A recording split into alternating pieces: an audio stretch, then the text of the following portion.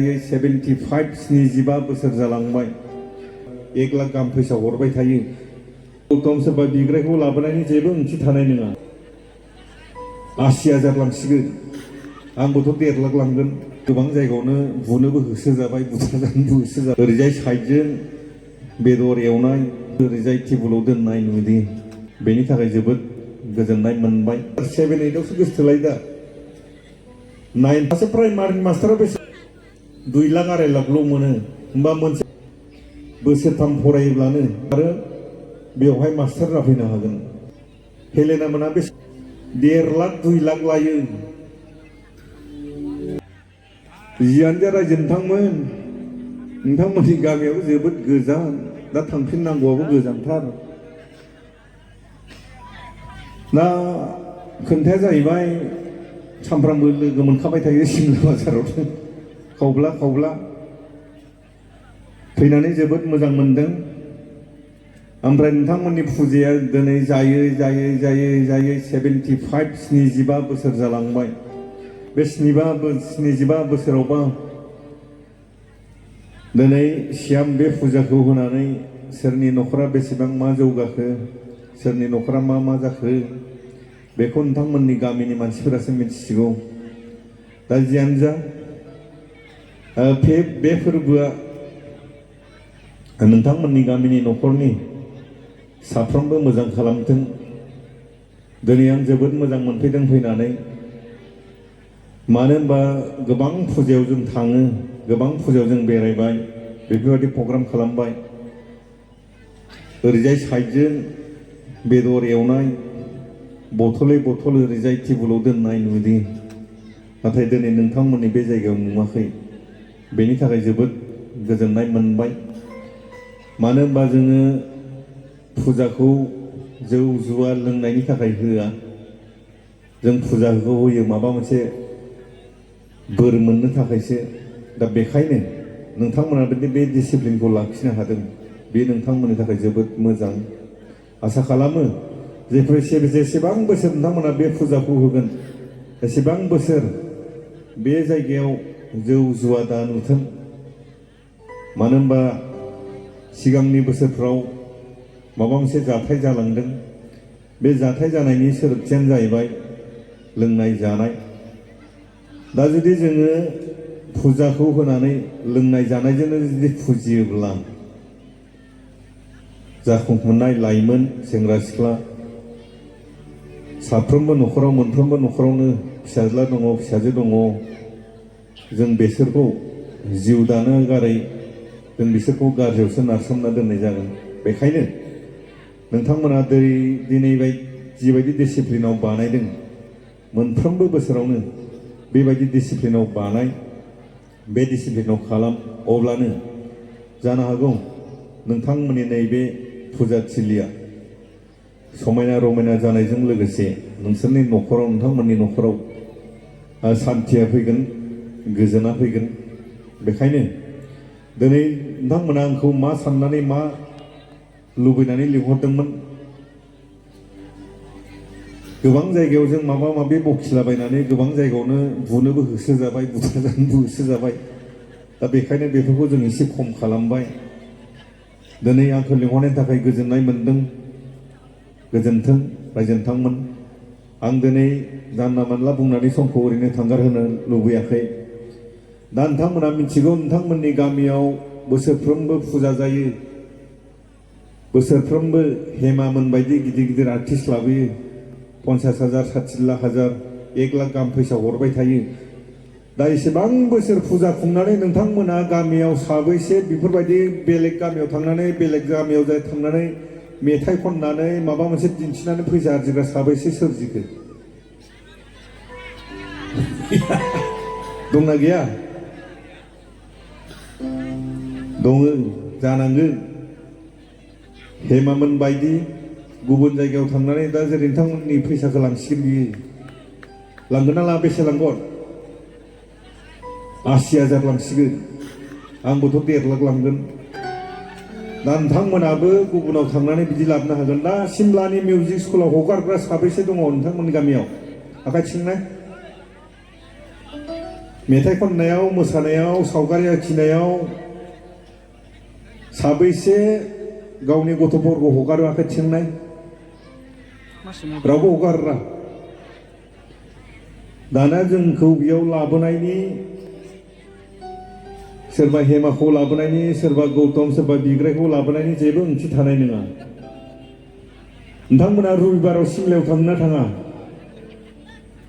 रबिबाराव सिमलायाव थां माब्लाबा गावनि खुदियाफोरखौ लानानै ओरैबायदि ग्राम ग्राम जायो गावनि बिमा गावनि बिफाफोरा खुदियाफोरखौ लाङो मिउजिक स्कुलाव लाङो मेथाइ खननाय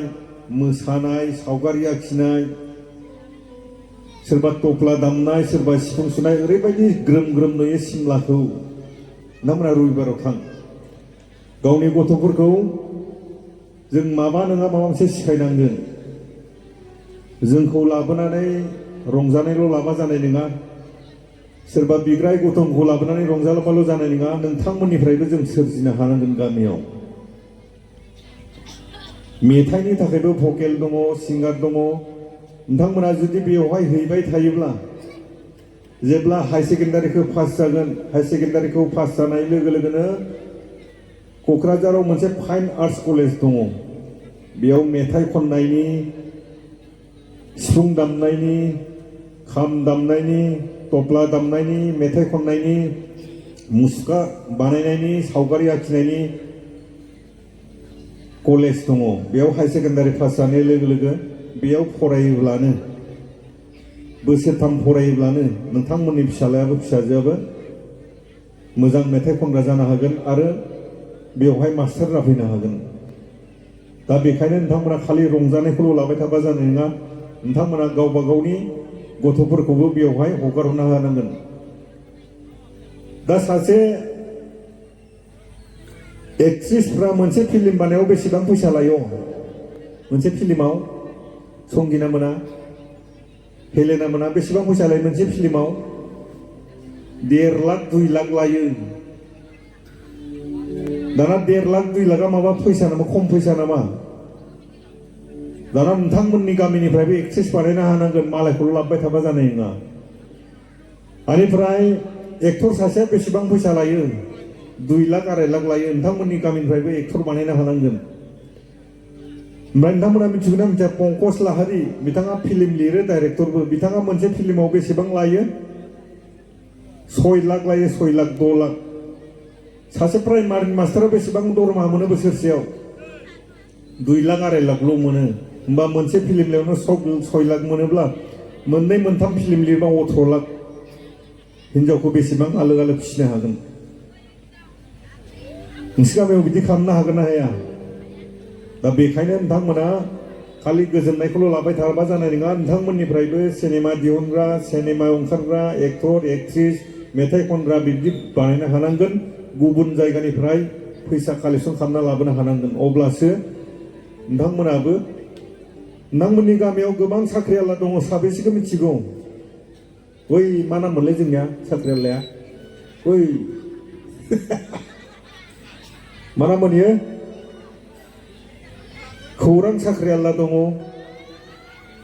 जाहा बिथां अनसलियाव थाहैनाय मास्टार सारा मा नाम मोनलै दाना बिथांमोनखौ बेसेबां मानसिया मिथिगौ दा बेखायनो फरायनायजों लोगोसे साख्रिजों लोगोसे मेथाइ खननाय मोसानाय खेला दुला बेफोराव जुदि गोसो होयोब्ला गावखौ फसंनायजों लोगोसे गावनि मुंखौ गालांनो हागोन बिमा बिफानि नामखौ लाखिनो हागोन गामिनि नामखौ लाखिनो हागोन दा बेखायनो आं खावलायगोन नोंथांमोना नेक्स्ट रबिबाराव सिमलायाव गथ'फोरखौ लानानै थां एडमिसन हो मेथाइ खननो रोंनाय मेथाइ खननायाव मोसानायखौ मोसानायाव सावगारि आखिनो रोंनायखौ सावगारि आखिनायाव बेनिफ्राय बिमा बिफाया बेयाव गथ'फोरजों थाफाहै नङाबा इसे 7, 8आव फरायनायफोरा मालायजों आरो गोसो थोलायगोनलाय डेन्जार 7, 8आवसो गोसो थोलायो दा 9, 10सिम गोसो थोलायो ओजाहा कलेज मोनबाथाय एसे रोंलांबाय रालांबाय बेफोरखौ बारा गोसो होला दा बेखायनो बिमायानो लां बिफायानो लां बेयाव दोन सम मथे लाबो ओमफ्राय मिउजिकनि जेसेबां एग्जाम बे सिमलायावनो जायो बेलेगाव लांनो नाङा गोदो पाठशालाया एकदम बरपेटाराव माबा गुवाहाटि लिरहैनांगौमोन दाना सिमलायाव लिरनांगौ दा बेखायनो आसा खालामगोन नैबे बेतबारि गामियाव सासे मोजां मेथाइ खनग्रा सोरजिथो सासे मोजां मोसाग्रा सोरजिथो सासे मोजां सिनेमा लिरग्रा भाव खालामग्रा सोरजिथो जोङो नैबेफोरबायदि मोदाय सिबिनाय फुजा होनाय बेफोरखौबो जोंनो नांगोन बेफोरजोंनो जोंनि न'खरनि गोरोबलायनाय अनलायनाय गेदेरखौ सिबिनाय गेदेरखौ मानिनाय बेफोरो नैबे फुजा होनायनिफ्रायनो जालाङो दा बेखायनो बेबो थाबाय थाथों बेनिफ्राय आसा खालामगोन नैबे फुजाया बोसोरफ्रोमबो बेफोरबायदिनो डिसिप्लिनै बाबेनलांगोन बेखौ आसा खालामनानै आं दिनै नैबे गोथार हाबाफारिखौ बेखेवना होबाय होननानै फोसावबाय